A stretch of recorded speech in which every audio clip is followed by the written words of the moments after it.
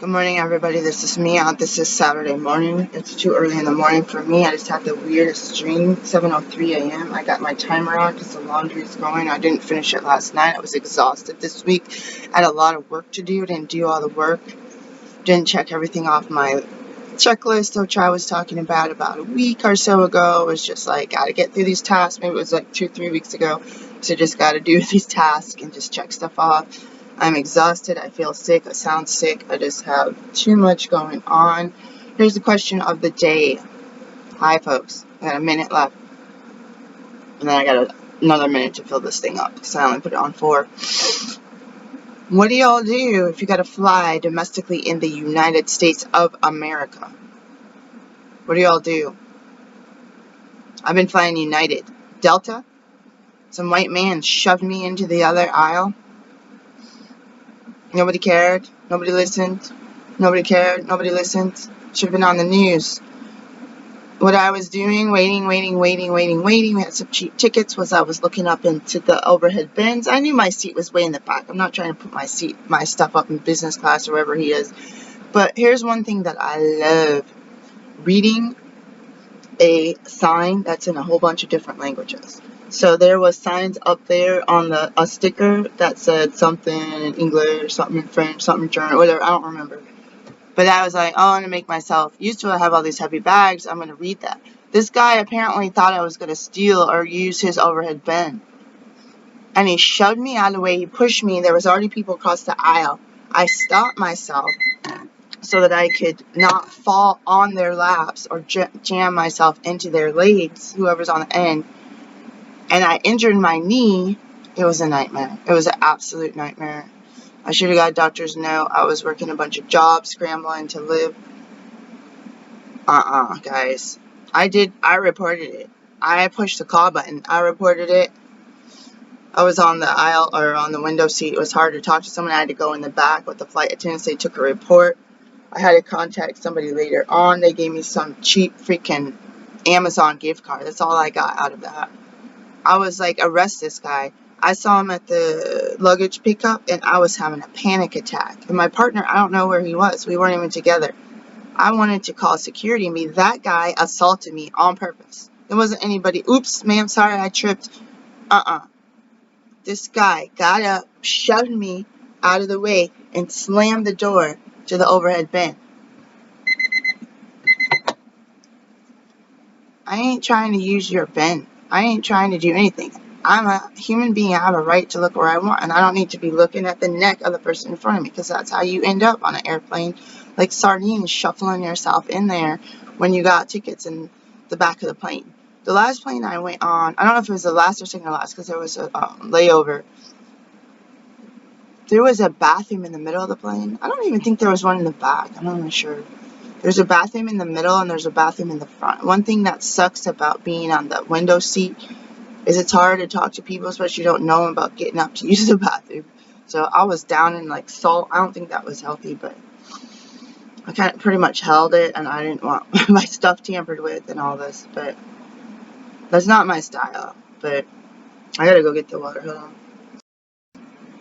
I have problem with the delivery trucks too. I got 2 packages coming today, 2 different tracking numbers coming in from the Western Shore through On Track, which is sometimes called Laser Ship. These people have been delivering my packages to absolute incorrect address. An address that's not my address. Up some steep set of stairs with they got a big hump at the top where you have to step over. And then you're practically, like, to go into this building, you're practically on the roof to this middle part, because it's so, like I almost wanted to ask our landlord, because the landlords own both buildings. I almost want to ask this dude, hey, can we do a rooftop garden? Can we do a terrace? Can I set is this strong enough? I don't know if you hired anyone to make it strong enough in that metal area to do the rooftop terrace, I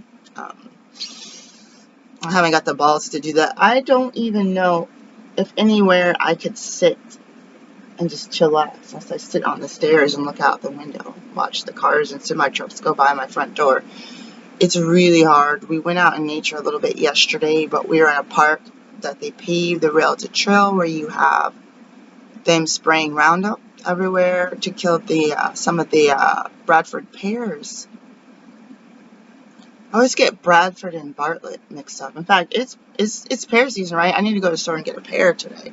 That's gonna be my goal. Maybe they have one to Latino Mart because I need some pear for my yearly. I have to eat pears at least once a year. You used to buy them more often in Oregon. I felt like you can see them being ready to be eaten right then instead of like hard as a rock or whatever. Anyways, I'll deal with that another time. Or talk about that another time. So, what happened? Let's look online. I was on a chat with someone that's still up here. What's this even for? It's for my U.S. government EIN number for my medical EIN. Or, it was for my NPI, my national provider number, as a doula and as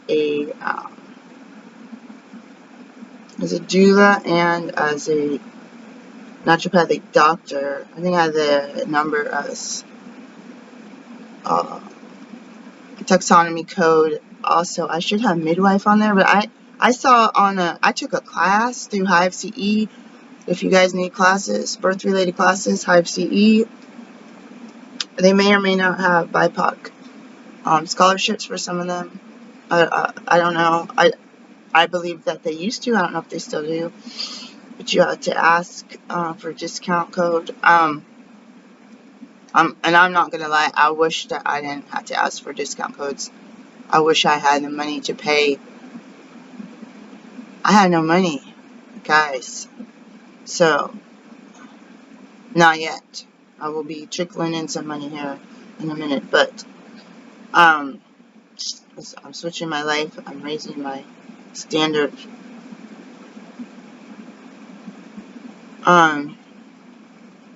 So the EIN number, employee identification, some call it tax ID number for business, that's EIN.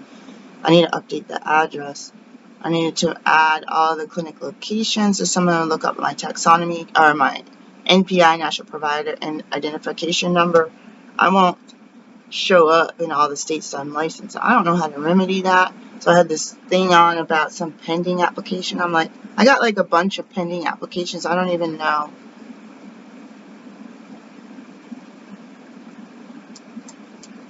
what they're for, because they've been pending for months and months and months and months.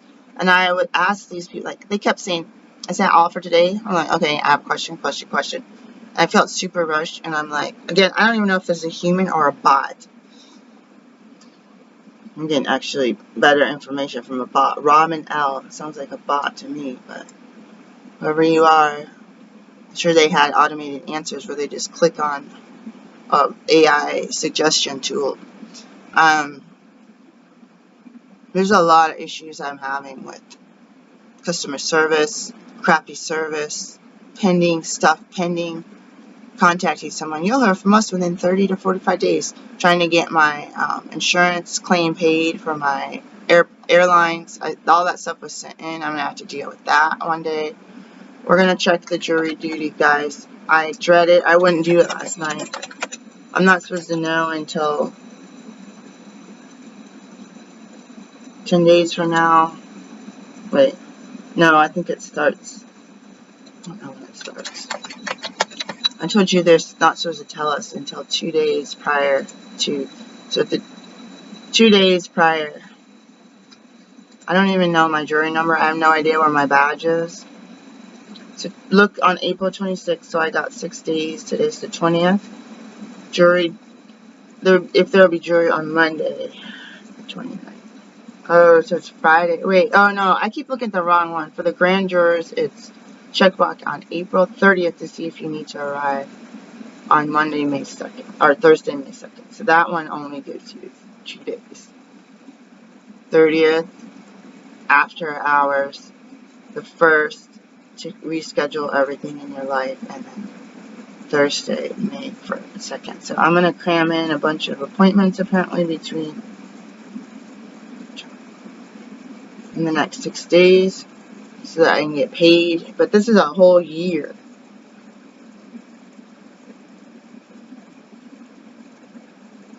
And I don't even have time to contract them.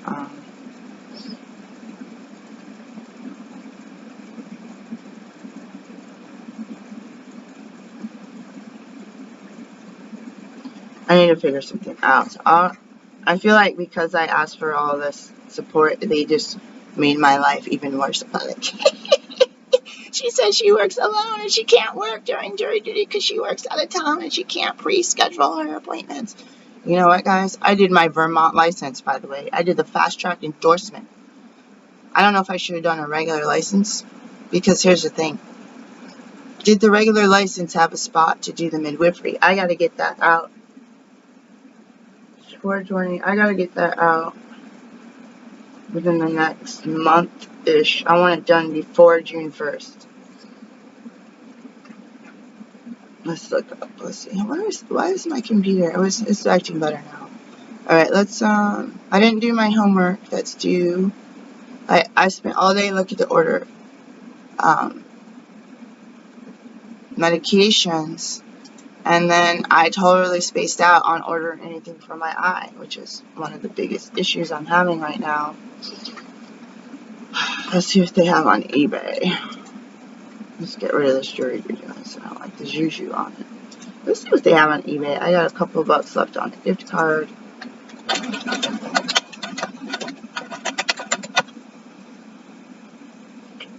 From India. Bo. Should I get this? Alright, I'm scared to put this on. Oh no. Am I? Oh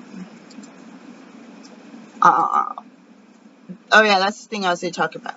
In the United States of America, you have all these things. You have all these corporations, you have all these businesses, you have all these stores, like Kohl's, Walmart, and all this stuff, restaurants, chains.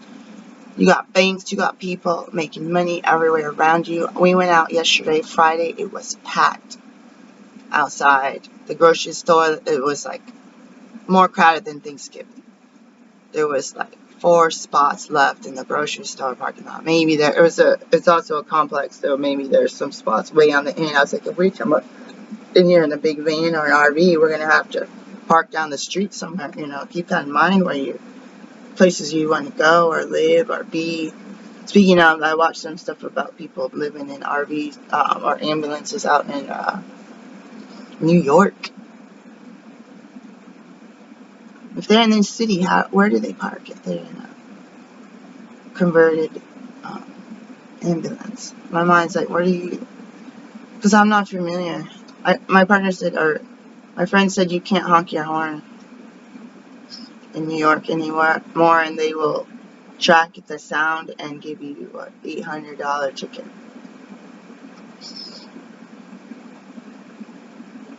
Alright, let's see what's in these eye drops from India, which it's like, I'm about to make my own, but I don't know. I'm not going to.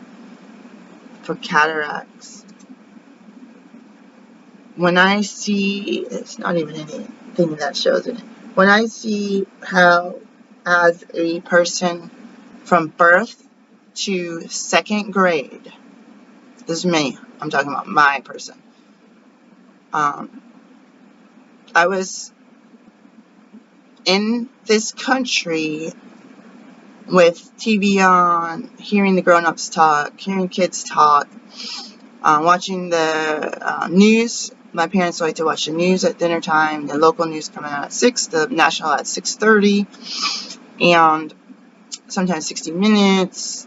So having this view of American pride where people were like, this is the best country. Like, I didn't even think of other countries because that concept didn't really make sense. I'm still in that. It's not that I still recognize people's cultural differences and ethnicities and the pride you can have with saying, hey, I'm part of this family, and we had to be resilient because of the oppression we faced. I'm not I tried in high school to be colorblind, and say, hey, we're all humans and this and that, but I did find a bunch of differences. Like, my family was super particular and super different than my white friend's family on food hygiene and different things like that. That's just my experience. And there's different, like, particular things. Like I have friends that are Asian, that there's some particular things they do in their off work time that I see white folks more like enjoying their time and hiring people to help them. And I saw my family and friends of color that were just working pretty much 24/7, just always doing a task, and always keeping productive, always having to do 10 times more work. So basically, if you work at a place, the white people left when the buzzer went off, my parents had to bring all their work home with them or stay at the facility and not get paid. So it's just a different vibe, different culture. But when I got into 3rd and 4th grade, I had Mr. Ross and Richardson. It's now, I think it used to be, I think they changed it to Richardson Elementary, but whatever that elementary school, maybe that's what it was called. I don't remember actually. This little high school, or little school, I believe, is now closed down. I had this teacher for both years, and they talked about different things. And as I got older, as a still really young person, was thinking, that this thing about Mexico, when you learn Spanish in Mexico, Latin Spanish, you're going to hear about the fashion standards are so much more advanced, and everything comes out in these different countries before the U.S., and I heard the teachers saying this stuff, and I don't believe this was anything that was tested on. And I feel like I was in an environment where you felt like a lot of people felt they were superior. People, when they used the word third world countries, when they used to talk like that instead of developing nations. And when you look at developing nations, people want to, like, I saw in National Geographic really poor looking people with hardly any clothes on, and that's what we looked at growing up in my small town of Oscoda, and having this sense of, that's different than me. I had to get up and take a shower at night, and wash my hair in a tiled bathroom with these big windows that face the lake in my brick house, and I have floor and a fully finished basement underneath me, and we have these shiny cars and this groomed yard and all these trees and plants, and it's not like I'm walking around with flip-flops on with dust beneath my feet like I see in the pictures. So when I met a whole group of men from Zimbabwe that were professors that came to teach us at Michigan State University. I wonder if they still have that class. Let's look it up, guys. These guys were all dressed like every other professor. And my dad was a professor, was African American. These guys, only difference, I think they wore sandals and lighter shoes. They were wearing button-up shirts with ties and maybe a jacket and slacks, everything clean and ironed and well groomed. And I felt like such an idiot because I thought I was 18, I think. I just turned 18. It was in between freshman and sophomore year, so I was in the middle of being 18 that summer. I was so young, and I thought everybody was living in huts. There's nothing wrong with the hut. What if I could have a hut here in the U.S.? I thought everyone was in a grass hut with a dirt floor. And these guys are talking about their families and living in apartments and cooking food a regular way. And I was face-palming myself to say that the United States of America, my upbringing is making me think that these people are still indigenous and walking around with loincloths, and I go to powwows and I see people dancing and jingling and doing the grass dance and all these different things and having certain drum circles, and I love it. But I felt like as a child, they talk about in my one group that's a part of a DEI type group, they say if you're raised in a racist world, you're racist. Like if you're raised in a racist nation, systemic racism. You learn it.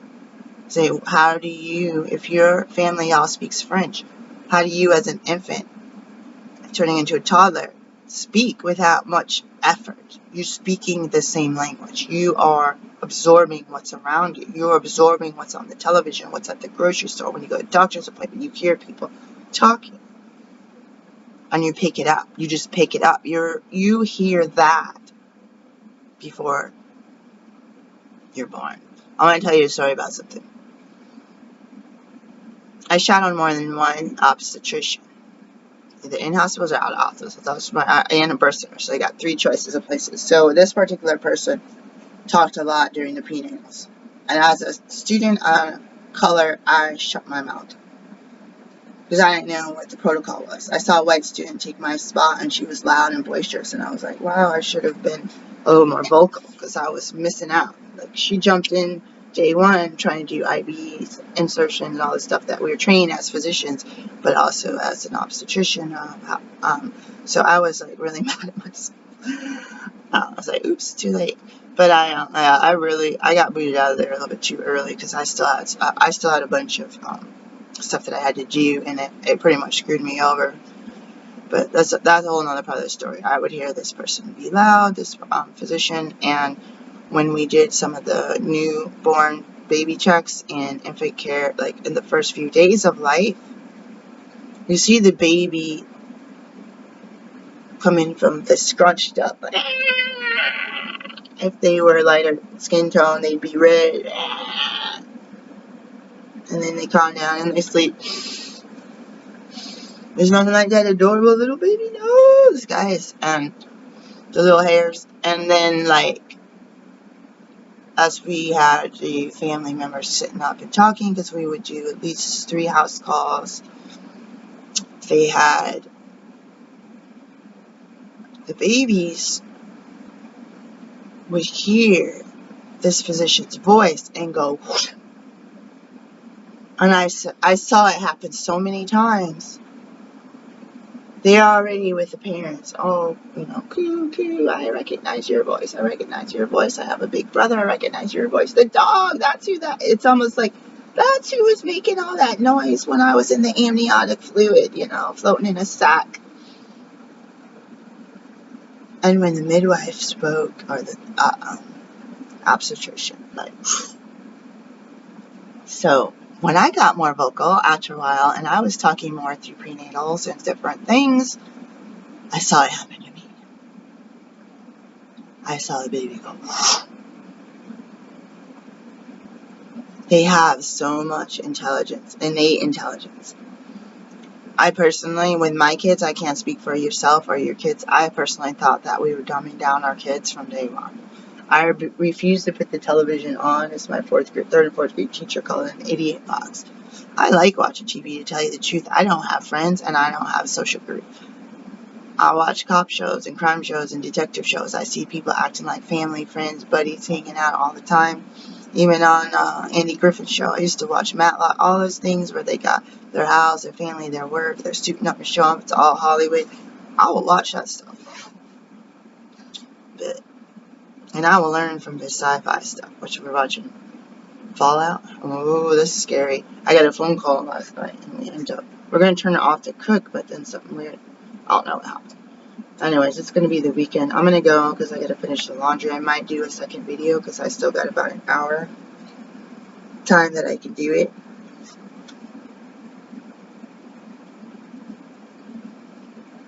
There's a different term, a different genre for people that believe in conspiracy theories. But think about, someone is talking about dressing nice, suiting up and showing up.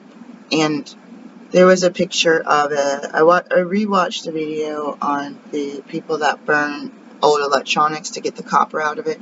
And I was looking at Ghana, the country of Ghana, and the slums, and I see all these shanties and metal roof houses. Like, they're not even really houses, they're shanties. And there's a child on some, like a boardwalk, these little boards that they made to walk over the moisture, the puddles, and trash. And people are like, why don't they throw away that trash? Why don't they get a trash can somewhere? Why don't they burn the trash. I don't think it's that easy. What resources do you have?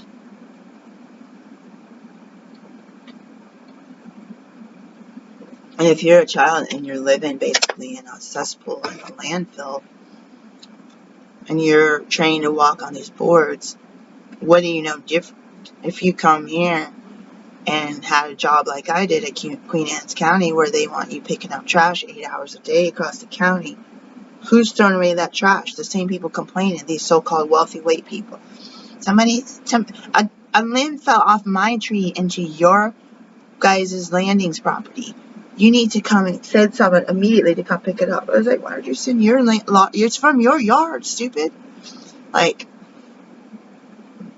this lady was calling me names,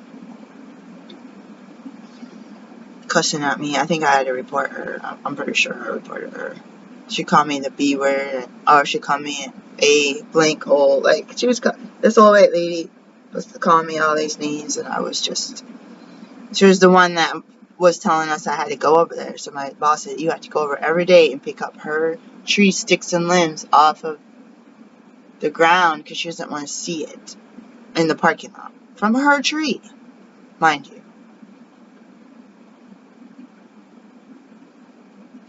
Man, her house was fat. I will tell you. I want to reveal more.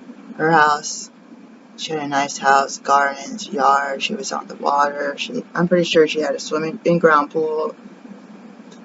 She was so mean.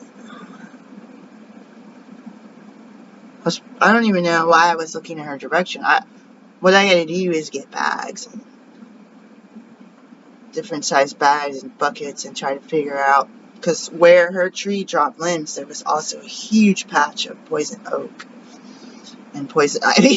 So I was strategic in trying to be like, okay, I need to start here, get the big limbs, get those in the back of the truck, bring a big bag, and do this other ones around the poison ivy, and then I'm going to put, I'll have my gloves on, and then I'll pick up the little ones and stick them in the other thing, and then I'll get that off to the recycling or the compost heap at the transfer station.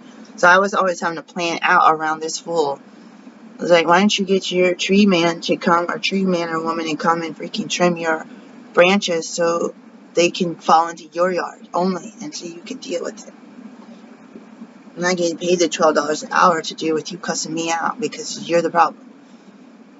God, guys, this is my thing. I'm speaking out vocally. I'm about to get a lawyer. I'm doing DEI. I'm about to be like that loving and loving story. Let's look it up. Pro bono DEI lawyer in my state of choice.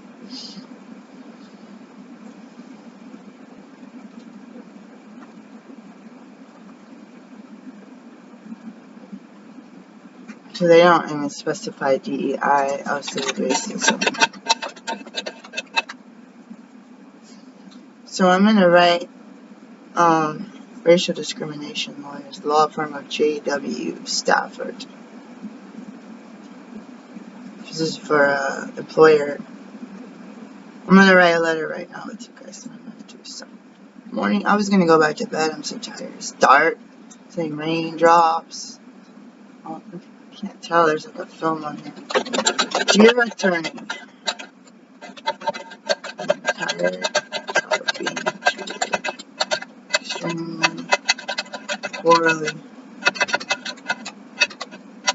in the USA, and my current state of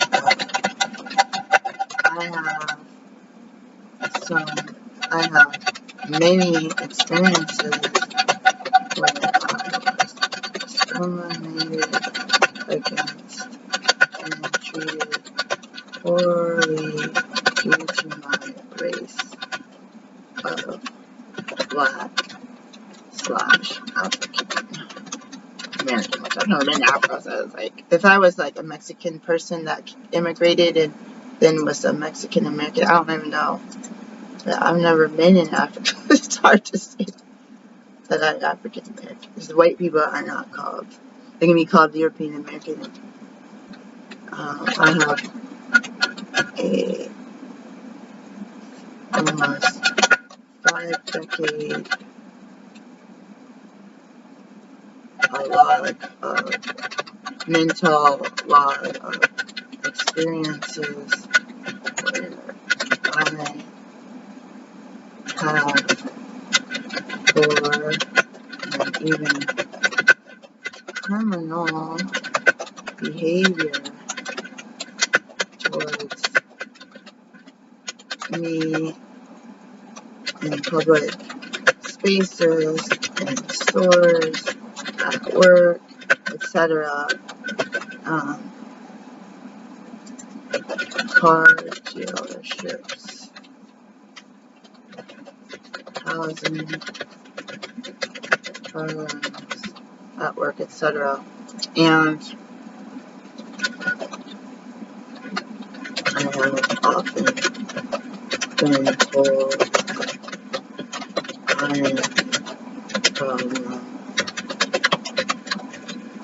that I will be sent to jail, told and threatened that I am the problem, that I will be sent to jail, that and the actions of those in charge or law enforcement will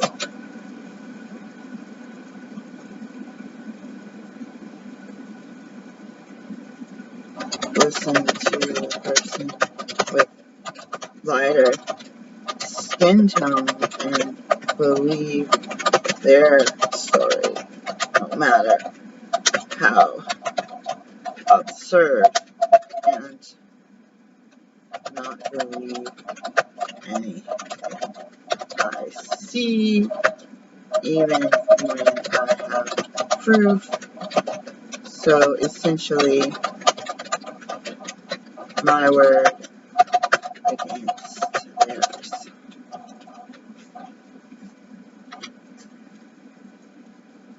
I need help. I need a connection. I work in health care and support other people dealing with systemic racism and other disparities. I have not one time seen justice served for any incident, mine or my patients, that I have seen for over 9 months. Let's just save this as, I'll save it under my name. I have a family. So my name, I'll save it under my name.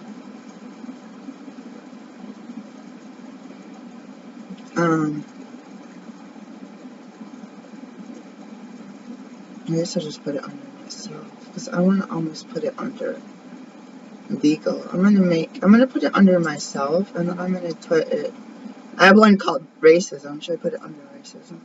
I'll just put it under legal. I'm gonna put it under legal and racism and DEI. Justice. So this is my thing.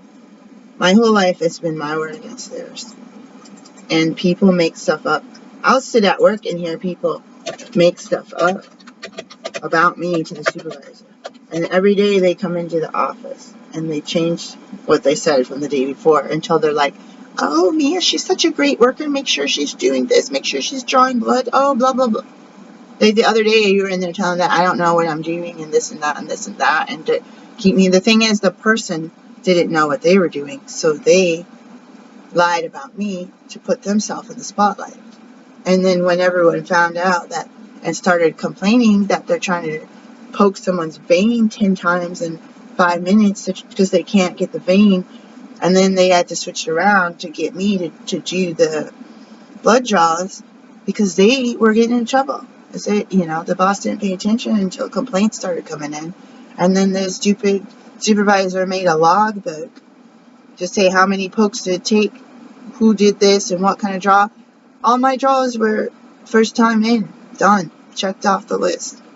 And you can have some really difficult draws. You'll have, up to 3 times, depending on the situation. Sometimes you might want to say just 2. What I did is, I'm a naturopathic doctor in many states, physician. Guess what I did? We were super thorough. I applaud you teachers that I had. Even if you were racist, you guys taught. It shouldn't feel like I'm piggybacking on white students. But I paid my dues there, and I paid even more because you all put me in remediation because of no reason. The remediation teachers are, why are you here? You're excellent. Yeah, you tell me that. And then had the audacity to say that I'm cocky because I said, you know that I don't belong in here. They're trying to tell me that I'm cocky and writing this really bad report about me. That goes in my permanent record. One of these guys, Gabriel, from our Christian community, wrote that in my report. I saw the report. I saw what you wrote. And you full well know day one that you said that I had done an excellent job and didn't look like I needed to be in the class. I always volunteered. Anyway, that's a whole nother story. What you do is you use hydroculator packs. The packs they'll use that for physical therapy. If you go to a physical therapist actually uses the packs. And you have people, we had ability to have people lay down. We had ability people to have hydroculator packs. We had ability to have them drawn from the left or right arm before these management people took over and made it a nightmare. We had space for a wheelchair to come in there. We had ability to... We had a refrigerator that had juice in it and some crackers on the shelf. We had cups and water to give people water so they could sit in the lobby, our little small lobby area. If their veins were kind of weird. I mean, if they roll around and stuff, then that's taking skill. We had Sally as the vein whisperer and all this stuff. I'm going to contact Sally today. I'm going to contact her.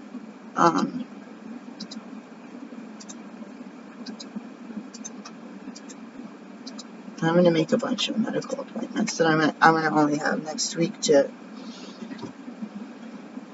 Shoot. I'm kind of slacking here. There's one more thing I'm going to check, and I keep forgetting what it is. Alright, so I had some clues. So I'm looking for eye drops. This stuff from India is not even telling me one bit of it. There's no pictures. It's not telling me what it is. It says isotine eye drops. I have no idea what that means.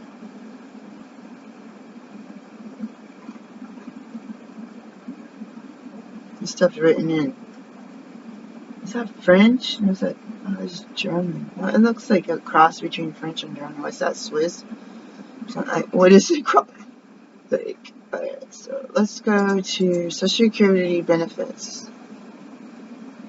That says I benefit from dead parent and child is 21 or under and has a disability. I spelled disability wrong. Oops. Survivor's benefits.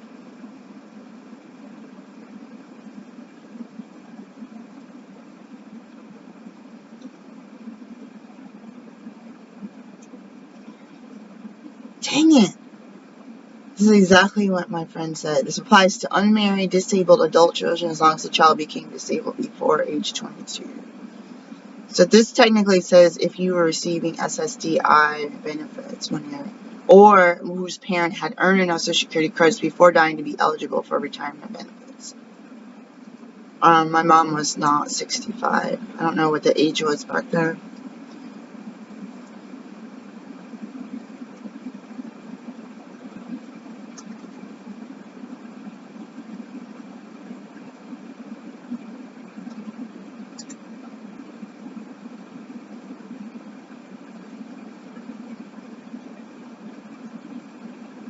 So childhood disability benefits are payable beyond 18 if disability began before age 22. A child can receive up to half of the parent's full retirement or disability benefits. If a child receives survivor's benefits, they can get up to 75% of deceased parent's basic Social Security benefit. There's a limit to the amount of money you can pay the family, blah, blah, blah, 150 to 180 total percent.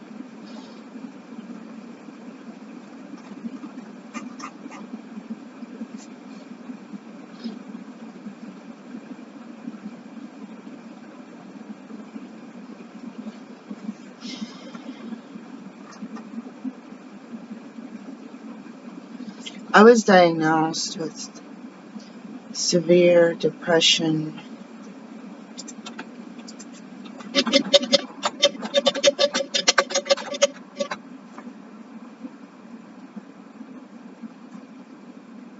AARP.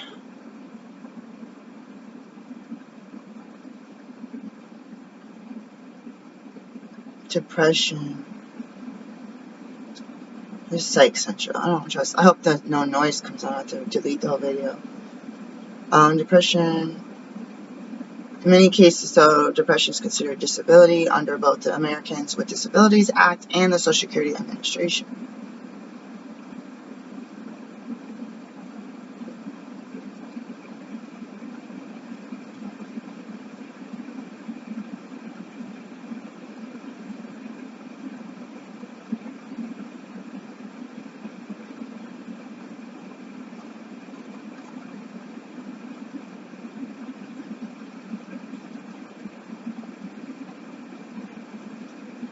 Other conditions. So this is from Psych Central, so this is not the government website. I know I've looked this up under ADA before, but this guy, and you do your due diligence, bipolar disorder, anxiety disorder, schizophrenia, personality disorder.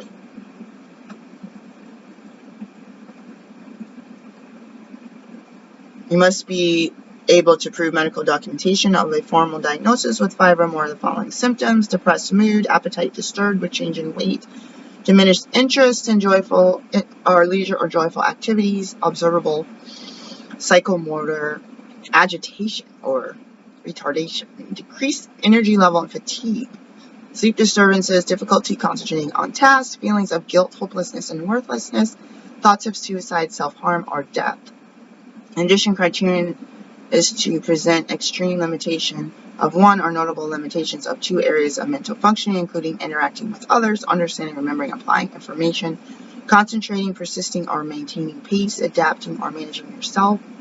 And then blah, blah, blah, blah, blah. If you don't have it in the last, you need to provide proof that your impairment is serious and persistent, and document history of at least 2 years living with the symptoms. Also, you can provide evidence that you received ongoing treatment that provides a certain degree of relief. You're not readily able to adapt to new changes in your daily routine or environment. So again, this is just kind of hearsay-ish stuff. There's a whole bunch more they want you to click on. Clinical depression, depression with episode psychosis, postpartum depression, persistent depressive disorder. And then it has something about how to apply. So my fear of applying for any type of service is, so my career is fine, but the business part of it is affected by depression and ADHD and PTSD. The business portion, not just general, but doing all the phone calls, fitting stuff in the day, cramming stuff in. My gut tells me right now, and that's the safest path is to work harder. So it'd be like if I was in a wheelchair, my wheelchair got stolen, and I'm trying to get from my van back to my apartment, back to my van, back to my apartment. And if I could walk or use a wheelchair, I could get up and get to work, get home, and for dinner might be a little bit slower because at the parking spot, there's only one handicap spot out here. You would have to do all this. And you don't have the wheelchair, you're rolling around, crawling around on your elbows, trying to get across the street. It's taking you hours to get to your car because you're moving an inch every couple minutes. And then you show up at work 4 hours late. So then you put in your 8 hours, and then you don't have a wheelchair at work. So then it actually turns into 12 hours, and then it takes you 4 hours to get from your house to your your car to your house because you got no parking spot. Like we don't have no parking spot. So it's like you do the disability and you just work all the time. Where someone else took a half an hour to get to work, half an hour to get home, and 8 hours of work with the lunch break and 2 15-minute toilet breaks. So I feel like the person in the wheelchair, except it's in my mind, it's like, oh, I could do the work. It's just I need some tools. I need someone to talk to help case manage. I need somewhere to get a little bit of funding so I can hire a virtual assistant to help with at least, or pay the money down to do a call center. So this, the whole doctoring part, that's fine. All that stuff. So I gotta remind myself that it's fine, and just roll with the punches and just do it. But anything that was accommodations and schooling, lack of accommodations as a younger child, being told I was going to be put into special education classes, all that stuff was decades ago. My first diagnosis with the severe depression, which was a psychiatrist at Michigan State University. Can I get those records? Let's look it up.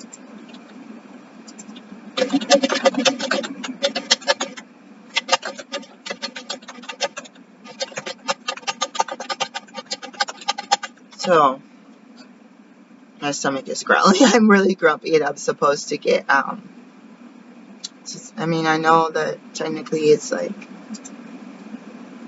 10 years. It's been like 20, 30 years ago. And the mental health records, I feel like, how in the world? Let's see if someone microfiche this stuff.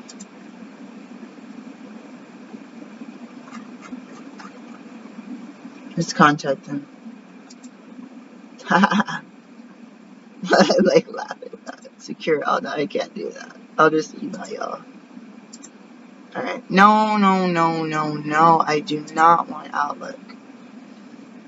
I was refusing to put my glasses on because I wanted to go back to bed, but I'm not sure it's gonna happen.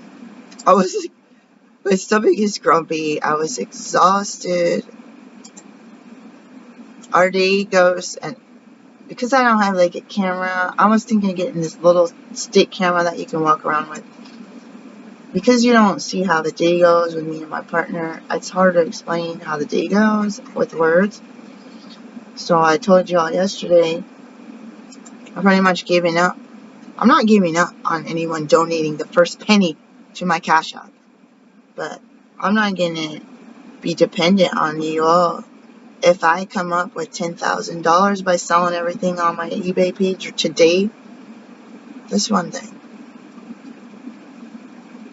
I'm going to get me some audio and video equipment and some lighting equipment and a computer, because my computer and my Lenovo is all duct taped together. Y'all, you give me the donations. I'm going to put that towards even better stuff and better programming and music and all the stuff that the content creators have. And I'm going to use money to pay down my medical debt so I can, or my medical school debt and my regular debt. And what I said in the disclaimer is midwifery exam, $1,000. I don't have the $1,000, so I'm not even trying to study for the test. I have relatives, I have kids that have birthdays, kids going to school, people taking out loans to do this and trying to help each other out. I got at least 2 relatives who have big bucks, and these people need to support their descendants.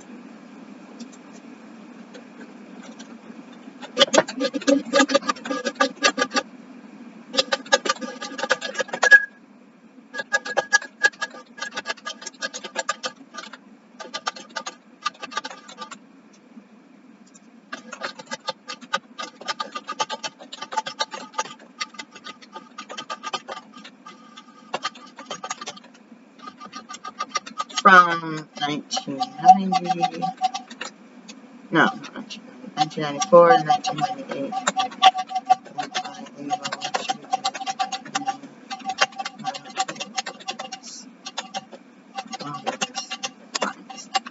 keeps things simple when they need to be.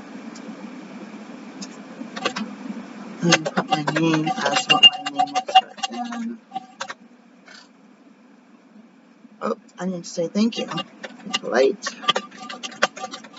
There we go. Alright, let's send that off and we will wait. I have a lot of things I'm waiting on. I have a fear of money. I have a family member who is really greedy about money, and some shady stuff happened when my mom died. A lot of luxury items came into the house, all like rapid fire. That's none of my business really, except that my grandma said that this person stole money from her other living, remaining relatives, which included myself, my grandmother, my grandma Charlotte, and my brother.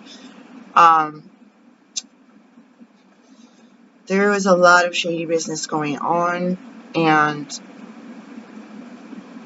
I looked up and saw an estate trial, probate trial, and I did see that somebody filed something. It said less than $13,000 in Oscoda, Michigan, or whatever. I might have been the county, Iosco County, Michigan. Oh my gosh. So there's a lot of money. I actually tried to help my dad get some money. I was like, you don't need to let the banks and the governments absorb my mom's money. She had bank accounts that you didn't know about. I was trying to help him know about it. And where was she getting that mail? I wonder if she was sending it to my grandma's house. Maybe she had a P.O. box. Maybe she had a safe deposit box.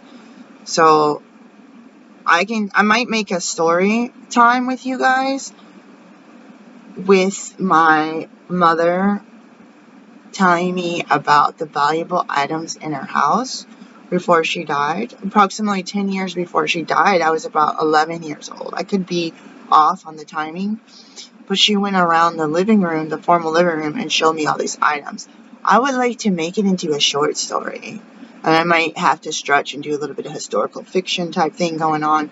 I would like to make it into a movie where I actually recreate the furniture, the snuff bottles, the artwork that was on the wall, all the Buddha statues that were in that house. There was at least one, I don't know how. But I want her big plants. I want to recreate the beautiful wallpaper, the mantle, the marble, or whatever, with the, was it granite or marble, with the slate foyer floor, the grandfather clock, the big old fireplace with all the stone wall around all that. It was beautiful, guys.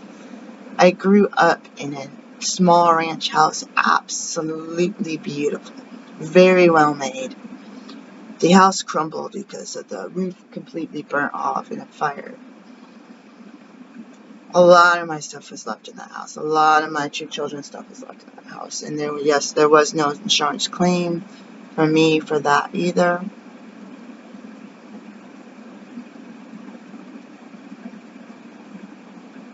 So my gut says, take the easier way. Don't worry about insurance claim. Don't worry about the gold, solid gold stuff that your ex-husband ended up with that was probably thrown away, your baby jewelry, and all this amazing stuff that he probably already pawned. Just live in the moment. I'm looking at this houseplant. This aloe is beautiful. It kind of looks like a bunch of spike hair, but live in the moment. Justice needs to be done. Disparity needs to be ended. Retributions need to be done. Go and get the funds you're entitled to. But stay where you can keep up with your current work and house chores, which that's something I need on my lips. Like, that's another thing I struggle with. Doing the work and the patient care is one thing, but then trying to wash my own dishes. But do all that. My thing is to trust in God and the universe to provide for me, because I've been screwed over by the government more than once. Different government situations or educational places. And I believe that they will make a decision based on my race demographic. Unless you get someone that's fair. And I see more people going into it to have a power struggle, and they have inferiority complex. So they're getting in there so they can have the right to say, deny, and make up stuff. She didn't do this, she did this. I've been screwed over more than once by a government company, which I'm going to write on my letter.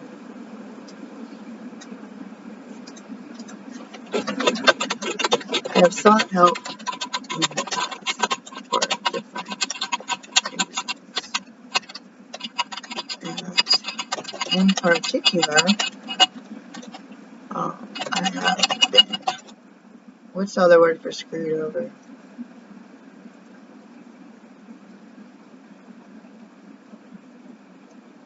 I have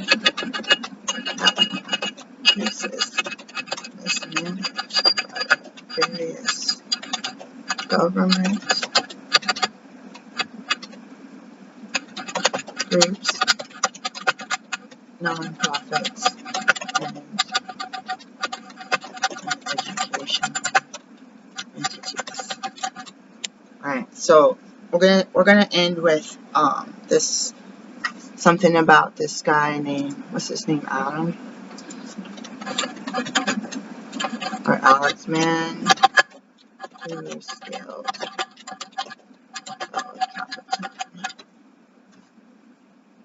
Alex Henold is, so this is AI from Google.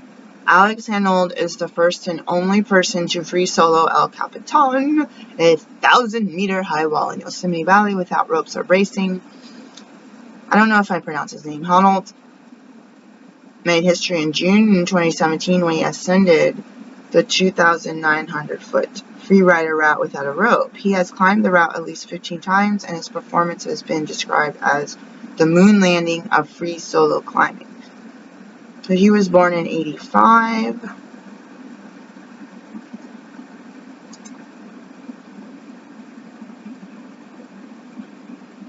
So it sounds like he had a second baby recently. Ooh, little child, 6 pounds. It's an easier birth. it's 6 pounds. They put the weight of the baby, because I'm a obstetrician. They didn't have almost 9 pounds of baby coming out of it. There's someone that's 20. My kids are like 22 inches long. Like, ooh, I ain't tall enough for this. I ain't tall enough for this giant coming out.